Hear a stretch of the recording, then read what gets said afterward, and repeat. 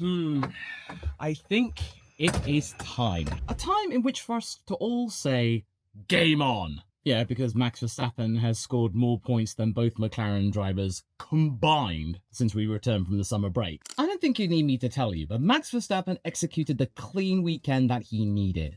If only he had the fastest lap, he would have had another Grand Chelem to his name. Sprint pole, sprint win, race control off the line, then just enough tyre management to keep McLaren at arm's length. Now, of course, it wasn't the typical dominant win that we saw back in 2023, where he would win by over 20 seconds or something like that.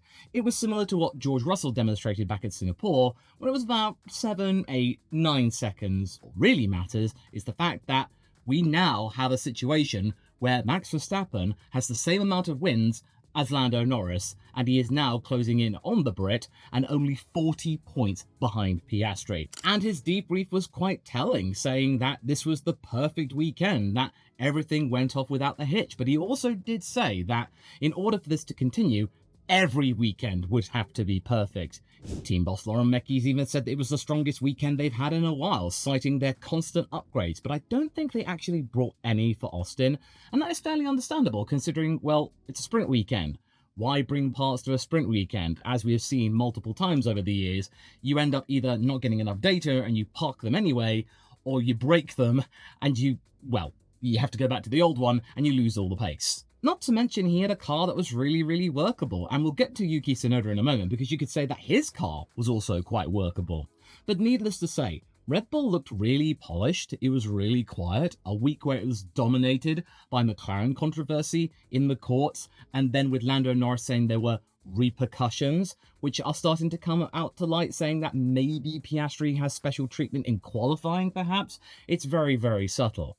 But what isn't so subtle is that Max Verstappen is happy. He is very happy, and that is very important for the driver market next year and how Red Bull feel about their emotions and status going into the end of this year and then into the next. And now, okay, let's touch upon Tsunoda, because I'm sorry, there are many, many doubters out there and still people saying that he is fighting for his life here, but this weekend was absolutely fantastic for him. Sure, it wasn't in the top 5, but coming from 18th to 7th in the sprint, and then maximising more points, 8 points now, Red Bull are only 3 points behind Ferrari in the Constructors, and only 10 points behind Mercedes in second. And this is all coming together at the right possible moment where Yuki can actually get things done and score. Mekies himself said that Yuki was great. This is going to do his prospects of remaining with this team next year a good shot in the arm, especially considering that Lawson did not score, and Hajar had an even worse time of it, where he wasn't even close to scoring due to one thing or another. Maybe they might be bringing more upgrades to Mexico. This could mean even more points for Tsunoda, where he can actually find himself a contender for getting into the top 10 of the drivers' standings. And considering that he spent most of the season near the bottom, that would be a really big boost in of itself. Then we have Ferrari, and I have to admit, the Scuderia really came back fighting this weekend. They looked far more composed than McLaren too. It's been a rough few weeks, I'm sure you'd know. But Ferrari, I think, left Austin feeling satisfied with both drivers. They were really competitive.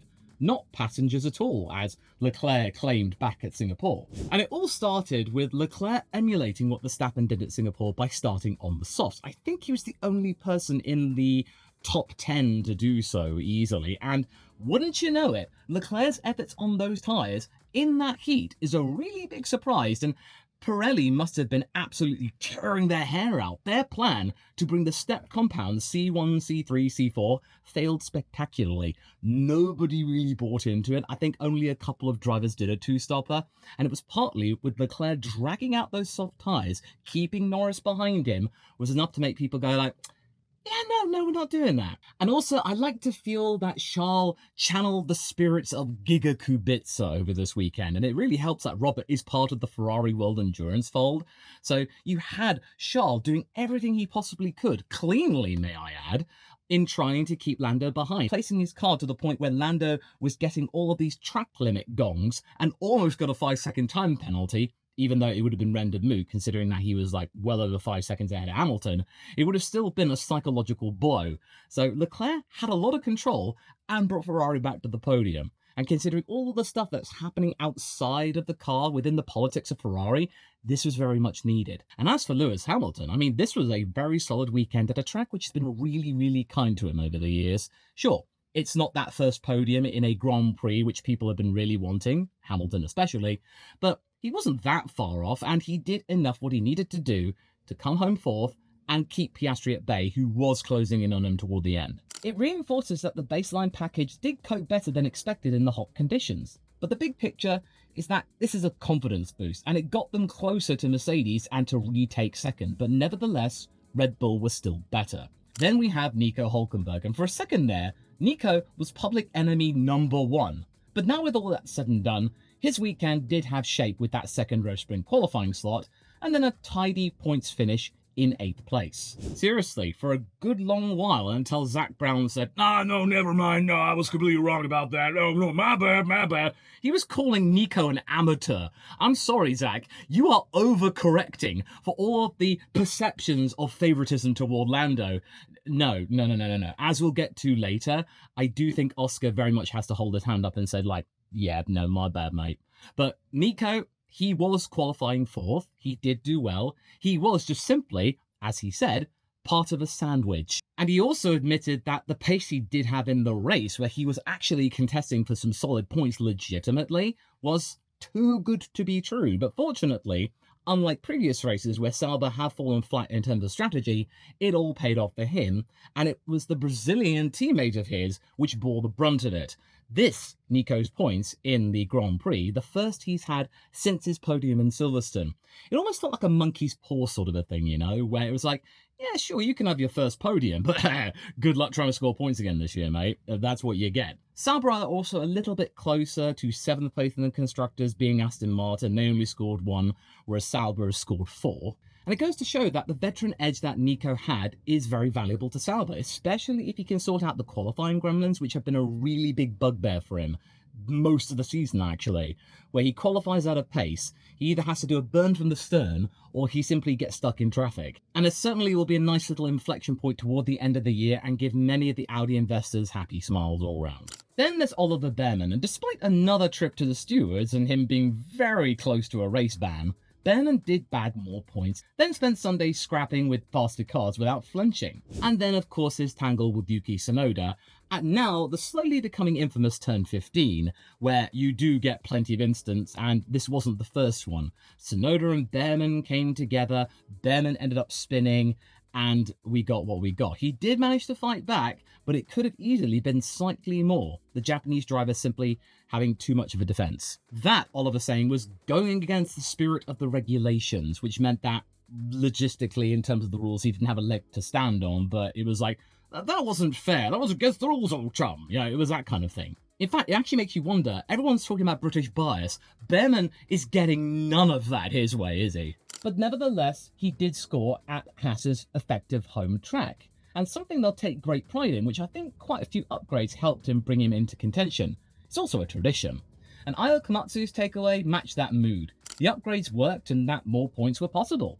Now the goal for them is to bring Ocon into the same picture. And for a rookie, this was a good look, and Ferrari will certainly be looking at this wisely.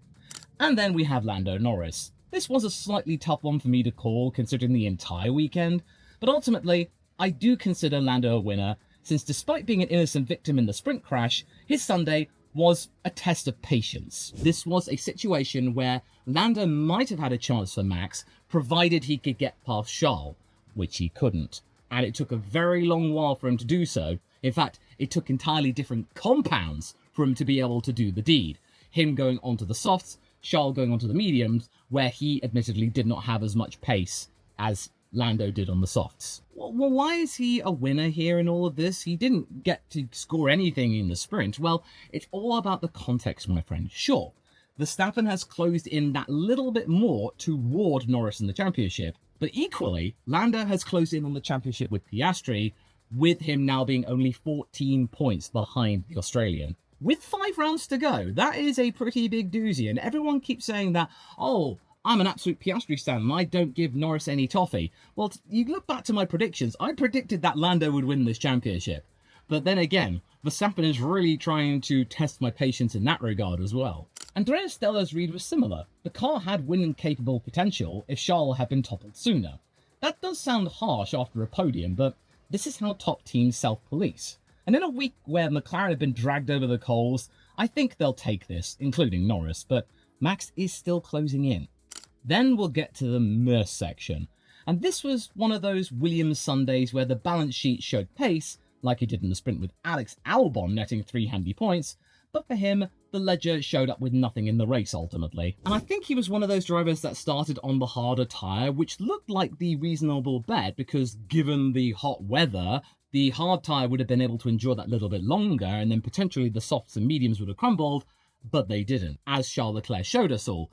That soft tyre lasted a lot longer than many people expected, and it meant that Albon was completely stuffed. And his own lack of pace made the entire grid look at that situation at the C1 tyre and go, "Ugh, no!" Albon also said the car had no grip, and the only chance of him actually coming back into the play is if he can have a cheeky pit stop behind the safety car and then maybe hope for the best on a medium-medium sort of thing. But unfortunately, that wasn't coming his way. The only thing we got in that regard was a virtual safety car.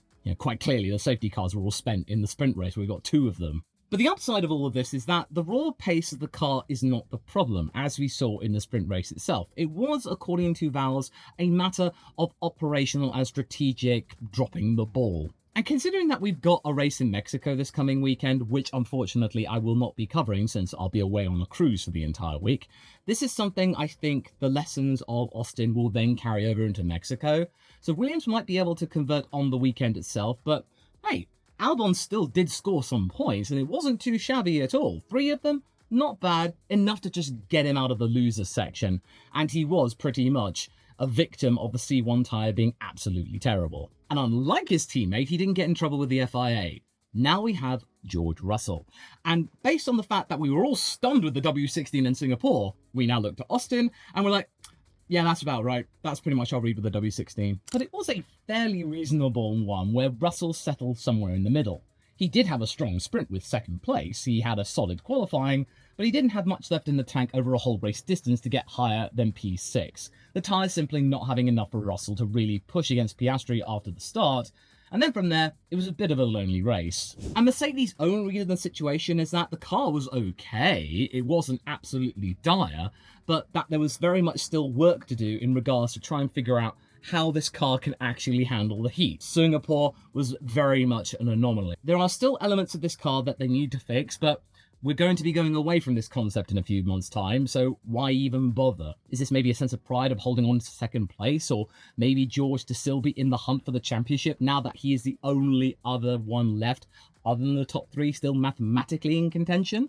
Russell, I think, isn't too upset now he's got his contract. He can relax a little bit more. You felt like he was a little bit less flustered with this P6 because his future for at least next year is guaranteed, so he might be thinking, oh, blimey, it wasn't that great this weekend, but next year I might have better results in general. I might win my first title, yippee! And all the edits this weekend. George wearing a cowboy hat and then the Woody photoshopped. I'm sorry, that wrote it itself. Is Mercedes admin self-aware? Did they allow to lead into this? And it was really disappointing because whenever we see Russell in a white Mercedes overall set, we usually expect chaos. Here though, it was very much embodying meh. Then we have Liam Lawson. Sure, Lawson missed the points by 1 place in both races, and that's sort of Austin purgatory in some way, but at least he was in contention for at least a snifter of a point, which is more than can be said for his teammate this whole weekend, and his message afterward cut to that. We heard plenty of radio transmissions where Yuki was getting very heated about the antics of Lawson, even though when I actually look at the footage, it was a little bit overblown, accusing Liam of impeding when he actually just got out of the way frantically. But in any way, Liam did okay. It was very much pointless, but it wasn't pointless because he did at least hold his own. He didn't have any complications. He didn't get into real trouble with the stewards. It was just simply not quite enough. That the execution just lagged that little bit to give him that little bit more to then get past Fernando Alonso, who was 10th place. And Racing Bull's overall trend is that that car is capable of scoring and being in the top 10 quite handily if things go to plan. If there are elements of a race weekend which go away from the script, then you can expect them just to fall that little bit flat. Speaking of which, Fernando himself. A point, no mystery about that. He said the car had nothing more to give, simple as that. The sprint might have yielded a little bit more, but that was taken out of his hands with him being one of 3 victims of the Turn 1 incident, after his own opportunistic lunge at Hulkenberg was ruined by the switchback attempt at Piastri. And I think the team were quite happy with the singular point that it was a decent return for a very, very much middle-of-the-road midfield car, which rarely gets chances to do major upsets, even with the Spaniard in it. But hey, Racing Bulls didn't score, they did. Not terrible. It means they are that little bit closer. And with them saying that this was the standard 1-stop, considering that Pirelli were really thinking that 2-stoppers would have been the standard, it very much made me feel that really Alonso and Aston Martin didn't have much left in the tank, that they really couldn't experiment with strategies, that a 2-stopper was impossible. They just had to play it safe and then hope for the best, especially after Saturday denied them the opportunity of maybe getting a few more and maybe supposedly tying with Racing Bulls or getting that little bit more ahead. And then Kimi Antonelli. I was going to call him a loser since he did lose out a lot this weekend, but you know what? I'm going to lift him out of there since he did show pace in his fightbacks. He very much got into the wrong place at the wrong time and lost out because of it. He was very much in contention for points in the race itself. He would have been most likely right behind his teammate in P6 with a P7, not too bad for the constructors, not bad for Kimi's case of getting closer to 100 points in the championship. But that was denied him with a errant Carlos Sainz going into the side of him, the switchback of his being denied. He lost places, he got damage, but he managed to fight back up to 13th, which is no mean feat. He finished ahead of the Williams, and you got the sense that Mercedes weren't all that bothered with Kimi. They weren't disappointed. You didn't feel the sense that they were going to emulate Toto's comments of seeing him as underwhelming. They were very calm about Antonelli. They didn't doubt his pace or anything like that. And I think Mexico will be a nice little way for Antonelli to boost right back again, since it is this weekend, but this was pretty much an opportunity squandered through external circumstances. So that's why I'm going to be a little bit more generous. But I'm not going to be so generous for my boy, because, yeah, we start off the losers, and Oscar Piastri is very much a big loser of this weekend. I'm not going to sugarcoat it. He had a terrible one, and the mask of calm definitely fell off entirely around this track. The sprint incident, my read, it was a ballsy move for him to attempt to switch back on Norris at turn 1, especially since Norris had a slow start.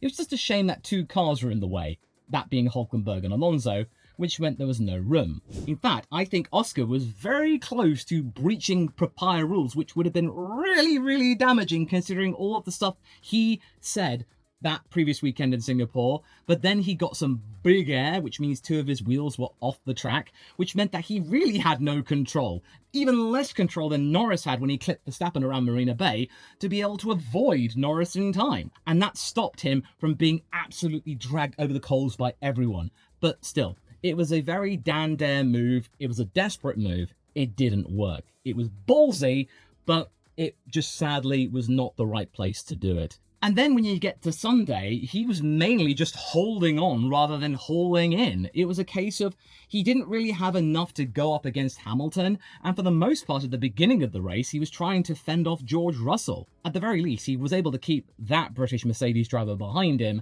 but he was very much stuck in a lonely 5th position. The front left of his completely giving up the ghost. He didn't really have much to answer to. It was very much him repeating the 5th place that he got last year, about 30 seconds or so off of Verstappen, whereas Lando was only 8 seconds. It did show that this weekend Norris was the stronger of the 2. But at least Oscar was clear in his thoughts and said that he simply didn't have the pace, and now they're going to have to try and figure out what was wrong, so that means they can fix it. But I'm looking into the final run into 2025, and I'm starting to think that there is a flaw in Piastri that we saw last year. He was very much running on empty after a really long calendar. I would like to think that maybe it might not be as bad. It was certainly a little better with him qualifying 3rd in the sprint, but that still converted into no points in that particular event. And he is very much losing these points steadily. Really much so when you compare to Verstappen, who was nigh on 100 points behind Piastri just a couple of months ago, and now give one more DNF on Piastri and Verstappen wins it. Oh, he's right there. He's absolutely right there. This is why people are starting to get excited. And I feel like Piastri can no longer afford to keep thinking, I've got points between them, I'm fine. But mate, Max is galloping toward you and Lando got another good result and you didn't. And the rest of the calendar was not fun for you. And also, Piastri says that he still does not want any special treatment in the run-up to all of that. Now, would you say that, folks, is a little bit naive? And naivety, you could also say, was playing a part in Isaac's weekend. A heavy Q1 crash set the tone for the weekend in the wrong way. It pretty much set his prospects of points ablaze, where he would rather be instead ablaze in terms of his pace and performance and getting yet another points haul. But unfortunately, it meant that the best that he could hope for in the race was P16, fighting from the back. And another weekend where he was the lowest placed Red Bull car. And sure, it does help that his seat for 2026 is all but guaranteed, but it's still not nice optics to see Tsunoda and Lawson contesting for points, or at least challenging for them, whereas Hadjar spent most of his weekend at the back. But this is still a fairly decent showing overall for the season for Hadjar. It's just that this has been a particular stinker, like Antonelli has had his own fair share of stinkers. And I think Austin will be a valuable lesson in having to deal with track bumps that are unexpected and surprise gust of winds, which really caught out many drivers here.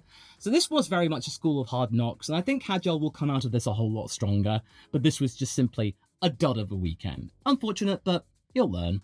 And then we go to Lance Stroll, where you feel like, is this guy ever gonna learn? Because Sunday looked fairly good, it looked fairly decent. It could have been that little bit better if he hadn't had that dang stupid Ocon incident at turn 1, where there was no hope of getting that with a big lunge like that. That is probably one of the most overt dive bombs I've seen in a really long time. The only saving grace for Lance is that at least he held his hand up immediately and took accountability. Whereas in previous incidents, like with Ricciardo in China, he was very much not taking any accountability whatsoever. That 5th-place grid drop really set the tone, and that wasn't a good look, but at least he owned it. He was also praising how his car coped with the wind changes better than he thought, and it does suggest that points could have been possible had he not made that mistake. Sunday was decent and uncomplicated, but Saturday was the complete opposite. And yeah, with Esteban, him being the victim in that, I'm pretty sure that he would like some good vibes coming his way over at Haas, because Bearman's scoring all of the points, and Ocon's been spending most of the races recently grinding away at the back on the wrong tyre. It's another case of, yeah, he gained places at the start because he didn't have to worry about, conserving the C1 tyre, but he very much proved that this C1 tyre is no good to anybody, and it meant that all the places he might have gained at the start were then taken away from him again when it came to the actual brass tacks. Bearman was capable of scoring, Ocon was capable of only bringing the car home. I mean, once onto mediums he looked okay, but by then it was too late. What more could he do? Because all of that time was lost. But at least the team principal Ayo Komatsu is aware of this, and he now wants to make Haas's next mission with these upgrades to ensure that Ocon gets some time to shine, because he has very much been taking one for the team. But at least he's been able to have a bit more of a team camaraderie effort than he could have had over at Alpine at the moment. We'll get to them in a little bit, because that was spicy. But what we can see here is that with Ocon, it's not a skill issue. It's simply for the fact that Haas is rapidly trying to improve its execution and strategy, and Ocon's having to take the fall for it. That they all thought the hard tyre was going to be good, but mate, it's the 2025 C1 tyre. It's no good to anybody. It really should have been the C245 plan. Then we have Gabriel Bortoleto, and after a string of strong results and racing faster than his teammate, COTA proved to be a bit of a bogey track for him, with Hulkenberg taking the limelight. Not much else could be afforded to him with a really slow start, and him being one of only 2 drivers, I think, to have actually tried the 2-stop. So naturally, he lost loads and loads of time thinking that going from soft, medium would have been the ticket, but the only ticket afforded to him was a ticket to Payne Town, and the only person he could overtake was Pierre Gasly. I think this was just an unfortunate circumstance that people were just thrown for a loop, and Sauber was yet again thrown for a loop. There is no denying Gabriel's skill, especially up against Hulkenberg. It's making me think that next year is going to be really, really handy, considering there are reports that Audi, in terms of the internal combustion engine, is only 30 horsepower or so behind Mercedes, and that's at the start of the year. If they can progress, they could be even closer. But for right now, Bortoleto, this was just not a great track. And then Alpine. This one was tragic. Team orders for 17th? Really? Is this how low the team has sunk where they're having to hold position for this? Gasly calling it a disappointing afternoon. And that wasn't the only thing the team were disappointed with, especially when he wound up Gasly last of the classified finishers. Colapinto also admitted that he had a tough weekend, which only got even tougher when he had to face the prospect of him with the faster car having to stay behind Gasly. And you could hear on the radio going like, what? But he's so slow. Just like, he was borderline laughing at the sheer inanity of it all. And he decided to go like, I've got a seat to protect next year. Gasly doesn't. I'm going for it. And the next lap, he went for it into turn 1. They didn't make contact, by the way. It was a clean overtake, him slightly pushing Gasly wide, and he took 17th, whereas Gasly fell down to 19th behind, as I said, Bortoleto. The internet liked that. Argentina loved that. F1 adored it because they actually clipped that and put that on their website as an example of one of the highlights of the race. For 17th.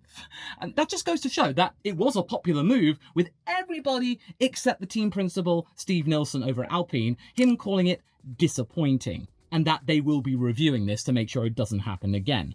But quite frankly, here is my interpretation of how this review is going to go down, especially since one of the main things that Flavio Briatore told his drivers is to be fast. And right there, Franco was faster, and he was able to prove it. It wasn't a case of him complaining on the radio and then not being able to convert. Briatore will probably take a look at that and go, well, you see the problem there. Franco was faster. What do you need to say? Yeah, it's just making me think the governor's going to have no trouble with this. And that's mainly from Nielsen is to placate Gasly, who I'm pretty sure is spitting feathers right now.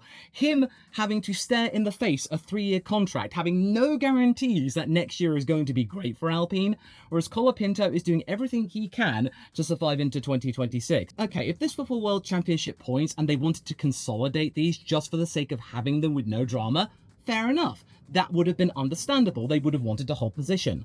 But this is for 17th. 17th! What's the point? At this point, you need to show that at least one of the drivers have potential pace. Sorry, this was a nothing burger in that regard. I don't blame Franco for ignoring them in that particular context. If this were for points though, and Alpine just wanted to get them in the bag and then go home, then you might have a little bit of a quibble. But right now, no, that this actually went down well with the majority of F1 fans around the world. And it made people think, oh, Franco's actually got a little bit of, guts. Oh, cool. But what wasn't so cool was what Carlos Sainz did after a really good Saturday with the return of Sparkles the Unicorn to his helmet. There was speed, but there was also contact. His move on Antonelli ended his race and got him a 5-place grid penalty for Mexico. All of this stark contrast to that P3 on Saturday in a really smooth operation where he wasn't really under threat at all. And it was a continuation of the form he showed in Baku. And ultimately, Carlos did accept part of the fault where he was trying to go for a move. Kimi then came in unexpectedly. Sainz realised it was too late. He pumped the brakes, but like with Stroll at turn 1, there wasn't really much he could do. This wasn't a deliberate move, my friend. It was more of a desperate one, and the desperation got the better of him, and he ended up with a DNF, the only driver to do so. And Vowles was quick to calm things down, stating the positives, that this car was capable of scoring points, because Sainz was really making headway in trying to contest for P7. He might have been able to take down George Russell for P6, good karma after Baku, but it wasn't meant to be. That moment was a moment where Sainz got a little bit too cocky and paid the price for it, which is a shame really given his recent return to form. But you still got to look at qualifying, out-qualifying his teammate, and then also outrunning his teammate in the sprint itself. It's all going upwards, but it's a little bit of a bumpy ride up there. But what is also a smooth operation is you potentially clicking this video right here, because I think you will really like it. Now, I will be returning to the ladder next time, but for now, enjoy the shed.